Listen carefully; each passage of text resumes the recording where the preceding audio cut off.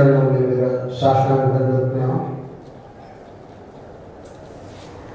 आपने आज शुभारंभ किया 1966 का वो दृश्य, तब हम स्कूल में थे और अखबारों में देखते थे दिल्ली में क्या क्या हो रहा है।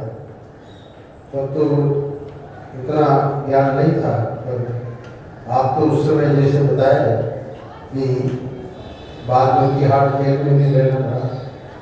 तो आज का जो प्रथम प्रश्न है वो एक सज्जन के द्वारा कि भारत राष्ट्र में गाय को इतना महत्व क्यों दिया जाता है?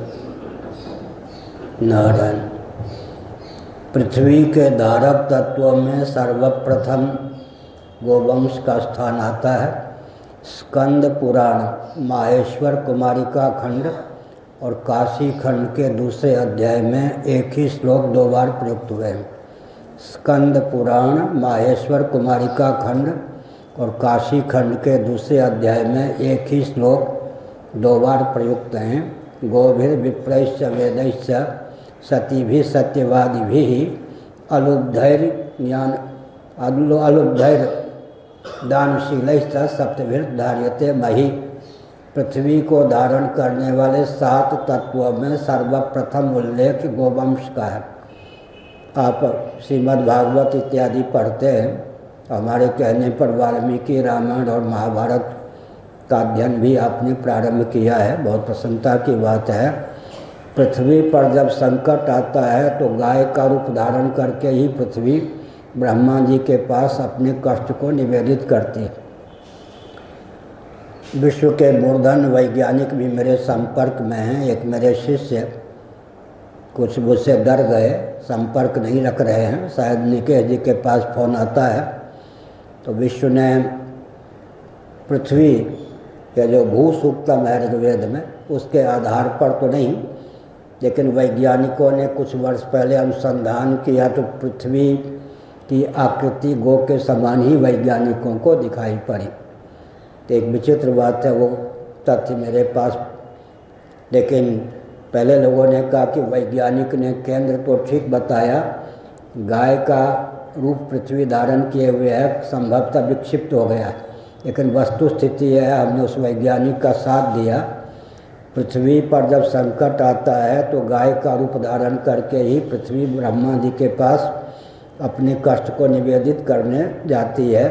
इसके पीछे बहुत ऊंची दार्शनिकता है। इस दार्शनिकता को समझना हो, अन्न के प्रभेद को समझना हो तो श्रीमद् भागवत के 4 स्कंद का अनुशीलन करना चाहिए। पृथ्वी को गाय का रूप दिया, पृथ्वी जी ने दोहन किया या नहीं, कितने प्रकार के अन्न प्रकट हुए। इसका मतलब यह है कि गाय और पृथ्वी में तादात्म्यपत्ति है। पृथ्वी का अधिदैविक स्वरूप ही गोवंश है।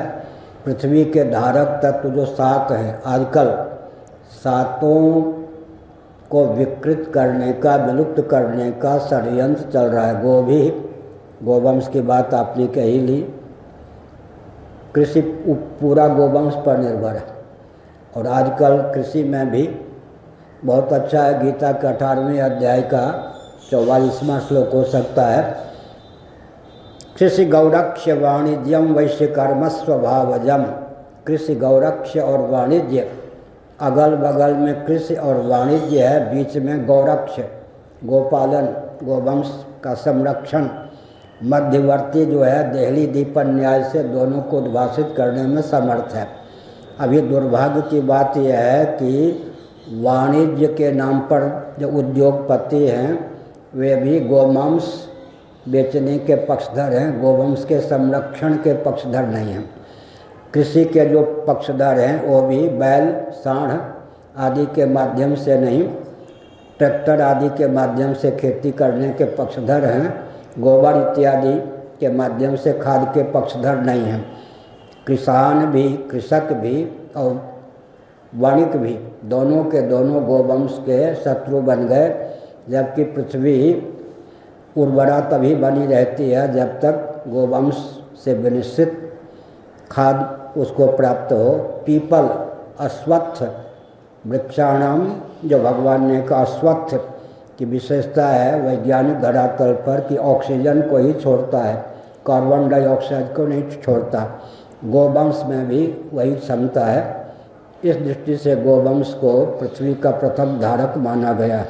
फिर विप्रय सदाचार संयम संपन्न वेदज्ञ ब्राह्मण, उनको भी विकृत और विलुप्त करने का प्रयास चल रहा है। वेदैश्च 1180 वेद की शाखाओं का वर्णन है मुक्तिकोपनिषद में। शीतोपनिषद में 1135 वेद की शाखाओं का वर्णन है। महाभाष्य में 1100, व्याकरण महाभाष्य में 1131 वेद की शाखाओं का वर्णन है। इस समय 8-9 शाखाएं प्राप्त हैं, उसके विद्वान भी नहीं के बराबर है। मैं एक संकेत करता हूँ, महायंत्र का प्रचुर आविष्कार और प्रयोग होता है तो दिव्य वस्तु और दिव्य व्यक्ति विलुप्त होते जाते हैं।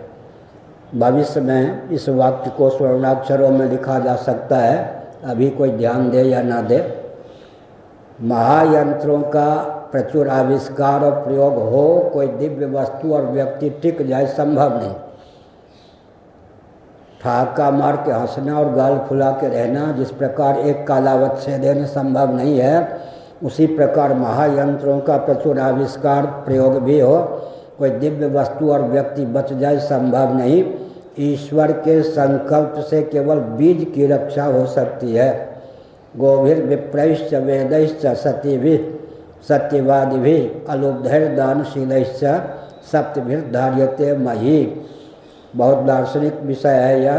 गोवंश से विप्र का क्या संबंध है? विप्रत्व, ब्राह्मणत्व की रक्षा गोवंश के बिना संभव ही नहीं। गोघृत इत्यादि यज्ञ के बिना कैसे होगा? दान के बिना कैसे होगा? तब ब्राह्मणत्व की रक्षा गोवंश पर ही निर्भर है। गोभिर विप्रैश्च वेदैश्च, वेद की रक्षा गोवंश पर ही निर्भर है। ये भी विचित्र, इस पर अनुसंधान के लिए सती साध्वी देवियों के सब बाकी जो 6 पृथ्वी के धारक हैं वो गोवंश पर ही उनका अस्तित्व, उनकी उपयोगिता, उनका आदर्श निर्भर है। इसलिए गोवंश को बहुत महत्व दिया गया है। सबसे बड़ी बात है भगवान अवतार लेते हैं श्री कृष्ण के रूप में, गोचारण लीला करते हैं, नंगे पांव भगवान गोचारण लीला करते हैं। इससे अधिक गोवंश का क्या महत्व होगा? पृथ्वी के आधिदैविक स्वरूप का नाम ही गाय है। गोवंश की हत्या पृथ्वी की हत्या है। विस्तार पूर्वक वैज्ञानिक ढंग से भी विचार करें तो यही सिद्ध होता। नारायण।